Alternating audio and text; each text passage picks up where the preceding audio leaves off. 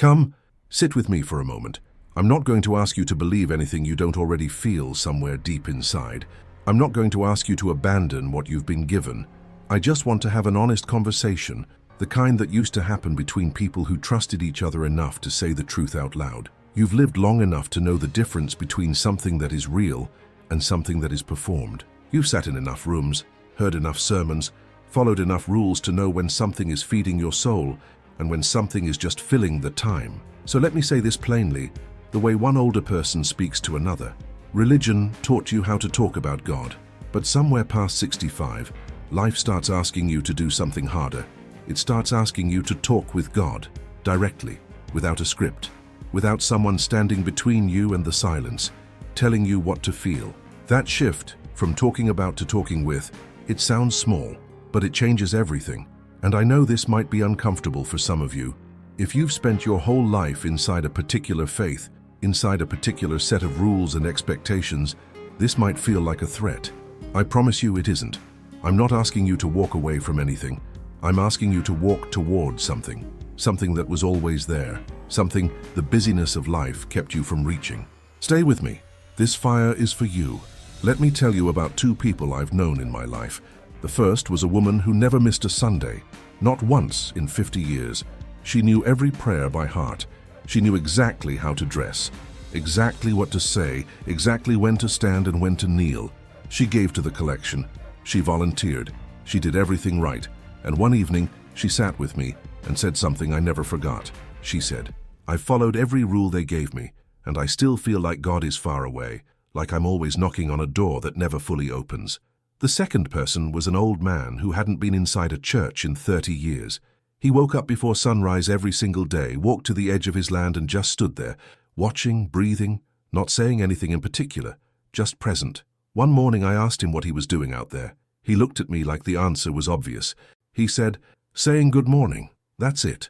That's all. Just saying good morning to the presence that made the sky and the grass and the cold air on his face." One of those two people spent their whole life knocking on a closed door. The other one never needed a door at all. I'm not telling you this to criticize the woman. She was faithful, she was devoted.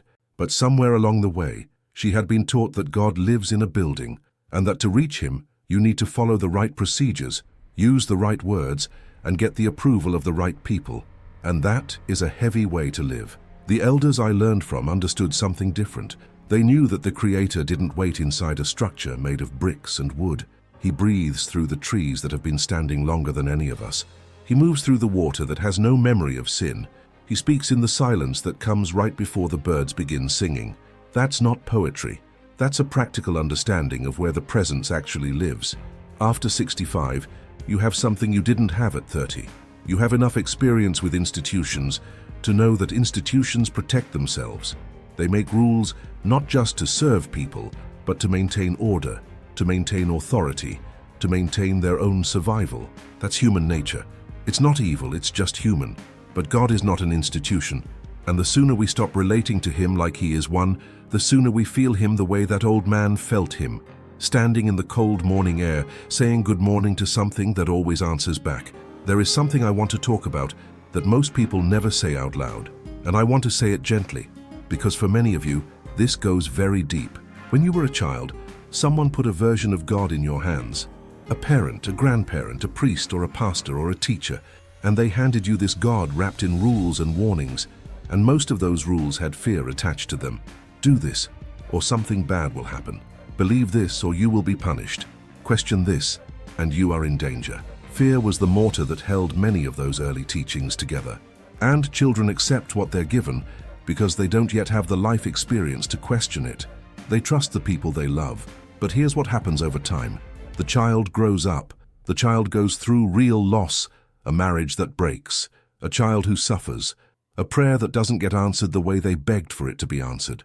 And the neat little system that was handed to them as a child starts to crack. And instead of understanding those cracks as a doorway into something deeper and truer, many people feel them as failure, as proof that they aren't faithful enough, that they haven't prayed hard enough, that God has turned his back because they did something wrong. That is one of the cruelest things religion sometimes does to people. It takes the natural confusion of a hard life and turns it into a personal accusation. I want you to hear me on this. The confusion you felt was not failure. The doubt was not betrayal. The crack in the old system was not God leaving. It was God knocking, asking to be known in a more honest, more grown-up way. There is a grandfather I think of often. He lost his son in an accident when his son was just 32 years old. After that, he stopped going to services. People in his community worried about him. They thought he had lost his faith. But I talked to him years later, and what he said stayed with me. He said, "I didn't lose my faith. I just couldn't keep pretending that the God I grew up with made any sense anymore, so I had to find a bigger one, a bigger one." That phrase has never left me, because that's exactly what happens when we go through enough of life. The small God, the one who rewards the obedient and punishes the doubters, stops being large enough to hold everything we've experienced, and we're faced with a choice. Either we decide there is no God, or we go looking for a bigger one. After 65, most of you have lived through enough to know that something vast is moving through this world, something that doesn't fit inside a single tradition, or a single building, or a single name, something that was present in your darkest night, even when you felt completely alone, something that shows up in the eyes of a stranger who was kind to you for no reason. That something is what the elders pointed toward their whole lives, not a rule, not a theology, a presence. Before I go further, I want to share something with you. Many of the reflections I've been keeping over the years, about aging, about inner peace, about silence, and about the lessons that modern life seems to have forgotten, I gathered them into a book called The Last Teachings. It's a simple conversation, written the same way an elder would speak to someone sitting right beside him. If you'd like to go deeper into these teachings, you'll find the link in the first comment. I want to introduce you to an idea that I believe is one of the most important things a person can understand in the second half of their life. I call it the second faith. The first faith is the one you were given. It came with your family, your culture, your childhood. It had a specific shape, a specific language, a specific set of answers to the biggest questions. And for a time it served you. It gave you structure. It gave you community. It gave you a framework for understanding the world. There's nothing wrong with the first faith. It was a gift, even if it was an imperfect one. But the second faith, that one can't be given to you. It can only be found. And it's usually found in the rubble of the first faith, after life has tested it beyond what it was built to hold. The second faith is quieter. It doesn't need to announce itself. It doesn't need other people to agree with it. It doesn't need a Sunday morning or a particular candle or a specific set of words. The second faith is what's left when you stop performing and start being honest. I knew a woman who had been deeply religious her whole life. After her husband of 47 years passed away, she went through what she described as a complete darkness. She couldn't pray, she couldn't read scripture. She couldn't make herself sit in a service without feeling hollow. She told me she felt like a fraud. And then one afternoon, about 8 months after her husband died, she was sitting on her back porch watching a cardinal on the fence. Just a red bird on a fence, nothing extraordinary. And something cracked open in her chest, not painfully but gently, and she started crying. And somewhere in those tears she felt what she described as a warmth that didn't come from the sun. She told me, "That was the first time in my whole life I felt like God actually knew I was there." 47 years of faithful attendance. And the realest encounter she'd ever had came on a porch, alone, watching a bird. That's the second faith. It comes when the performance ends and the real person finally shows up. For many people, that only happens after 60. Because before 60, most of us are still too busy, too concerned with what others think, too caught up in meeting expectations to ever be fully still. But old age has a way of stripping those things away. The career slows down. The children are grown. The social pressures loosen. And in that quiet, a new kind of listening becomes possible. The second faith doesn't replace what you've always believed. It deepens it. It clears out the fear and the performance and leaves behind the part that was always real. It's the difference between knowing about someone and actually knowing them. People ask me, and I hear this question more than almost any other from people in their 60s and 70s, they ask, how do I get back to feeling something? I used to feel it. Now I just feel like I'm going through the motions. I understand that more than I can say, and I want to give you something real. Not a list of steps, not a program, not a method you have to master. Just a few simple truths about how the presence actually works. The first truth is this: God doesn't hide. We get loud. Most people, when they feel disconnected from something spiritual, immediately assume they need to do more, pray more, attend more, read more, study more. But the problem is almost never that there isn't enough activity. The problem is usually the opposite. There is too much noise, too much movement, too many words between us and the silence where God actually lives. The elders practiced silence not as a discipline, but as a recognition.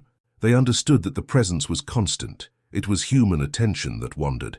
And the way to return was not to shout louder, but to get quiet enough to hear what was always speaking. Try this.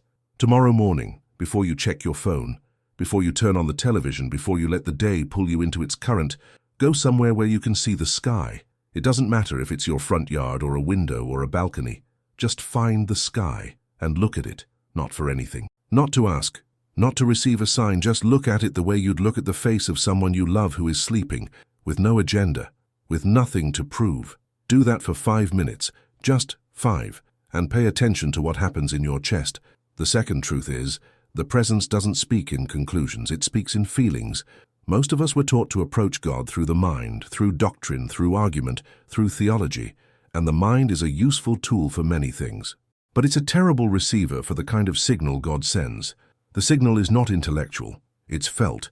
It moves through your body before it ever reaches your brain. It's the sudden sense that something is with you when you're alone. It's the feeling that happens when you're watching your grandchild sleep and something much larger than love passes through you. It's the knowing, without being able to explain it, that this moment matters more than anything. That is the language of the presence. And you already speak it. You've been speaking it your whole life. You just may not have recognized it as sacred. The third truth is the most important. God doesn't need your perfection. He's looking for your honesty. You don't have to clean yourself up before you approach the Creator. You don't have to have your theology sorted out. You don't have to stop doubting or stop being angry or stop being confused. You just have to show up as you actually are. The most powerful prayer I ever heard wasn't eloquent. It was an old man sitting outside on a hard night, looking up at the sky and saying, "I don't understand any of this, but I'm still here." That was enough. That was more than enough. I want to spend a few minutes on something that I think holds more people back than almost anything else, and that is the guilt that religion leaves behind. Even people who have stepped back from organized religion, who haven't attended a service in years, who have made peace with their distance, they still carry it. It sits just below the surface. A quiet, persistent feeling that they've somehow done something wrong, that they've disappointed someone, that there's a debt they haven't paid. That guilt is not from God. I want to say that clearly. The Creator who breathed life into you, who placed something irreplaceable inside your chest, who has watched every moment of your life without flinching, that Creator is not sitting somewhere keeping a record of your religious attendance and your theological accuracy. What the elders taught him, and what I believe with everything I have, is that the Creator sees the heart directly. Not the performance, not the ritual, not the membership, the heart. And if your heart has been honestly searching, even through doubt, even through anger, even through years of feeling like you were talking to an empty room, that search is not failure. That search is the most faithful thing a person can do. Let me tell you something about guilt. Guilt is a useful emotion for a very short time. If you've hurt someone, guilt is the signal that tells you to make it right. That's healthy. But guilt that hangs around for decades, guilt that has become part of your identity, guilt that makes you feel like you are fundamentally unworthy of God's attention, that guilt is not sacred. That guilt is a chain, and you are too old and too tired and too close to the end of your journey to keep dragging it behind you. Put it down, not because what you did or didn't do doesn't matter, but because the Creator has never required you to carry it forever. That was a human invention, the idea that you must keep paying, keep apologizing, keep earning. The elders understood forgiveness as something built into the structure of life itself. Every morning the sun rises again, every season the earth renews. That renewal is not earned, it simply comes. That is the nature of the one who made it. You are allowed to lay the guilt down, not in a ceremony, not with anyone's permission, just quietly, somewhere private, the way you'd set down a bag you've been carrying too long, and then stand up straight, and look at the sky, and understand that you are not behind. You are right where you are supposed to be. If these words have touched your heart, I want to share something with you. I've spent many years gathering the most important lessons I've learned about solitude, relationships, inner peace, and what truly matters as the years pass. I put them all into a book called The Last Teachings. Inside, you'll also find a special teaching called The Secrets of the First Hour, about the quiet habits that many elders considered sacred for beginning each day. It comes to you completely free. The link is in the first comment if you feel moved to continue this walk. I think there's a picture many people carry of what a spiritual person looks like in old age. They imagine someone calm and certain, someone who has all the answers, someone who has passed through every doubt and arrived at a place of absolute peace. I want to tell you that in all my years, I have never met that person.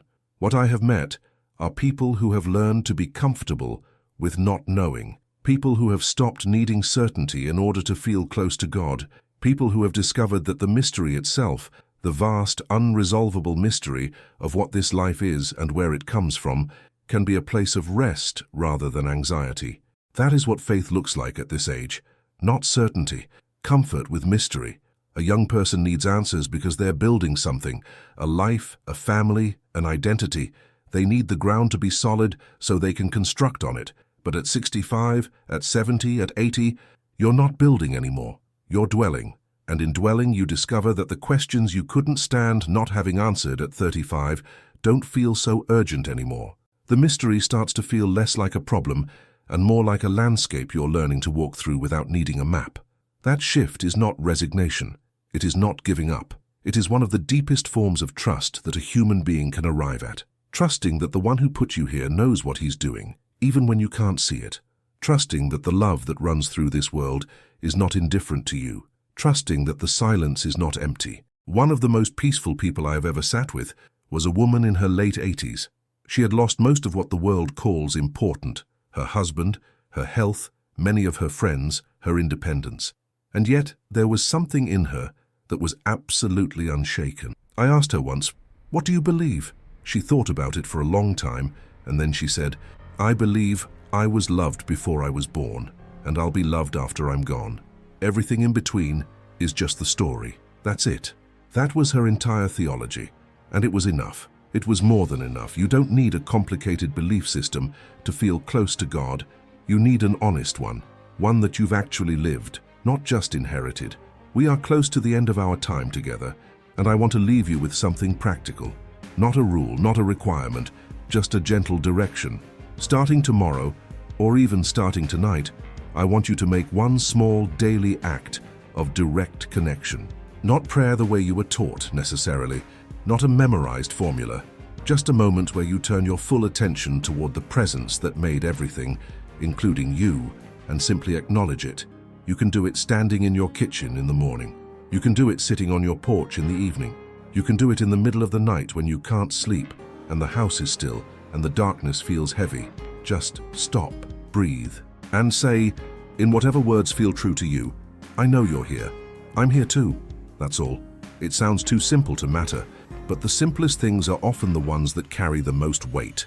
A kind word at the right moment, a hand on someone's shoulder, and a daily act of honest acknowledgement directed at the one who has never stopped watching over you. Over time, that simple act starts to change things. Not dramatically, not all at once, but gradually the distance you felt starts to close. The guilt starts to loosen, the fear starts to quiet, and in its place, slowly, gently, like the sun coming up, something warm and steady and unafraid begins to settle in your chest. That is the second faith. That is the faith of someone who has actually lived, who has gone through the hard things and come out the other side still looking, still reaching, still here. You have earned that faith. You have survived enough and loved enough and lost enough and hoped enough to deserve a relationship with the Creator that is honest and direct and free from fear. And that relationship is available to you, right now, exactly as you are. Not after you've cleaned up the past, not after you've resolved every doubt, not after you've earned it through enough good behavior. Now, today, in the exact body you're sitting in, with the exact history you carry, with all of it. If you are ready to walk that path, the direct path, the honest path, the one that belongs only to you and the Creator, I want you to write something in the comments. Just 3 words. My faith is free. Let those words be your declaration. Let them be the door opening. Let them be the first step on a walk that has no end and needs no guide except the one who made you. Go gently. Walk slowly. Look up often. The presence you've been searching for was never far. It was waiting with infinite patience right here.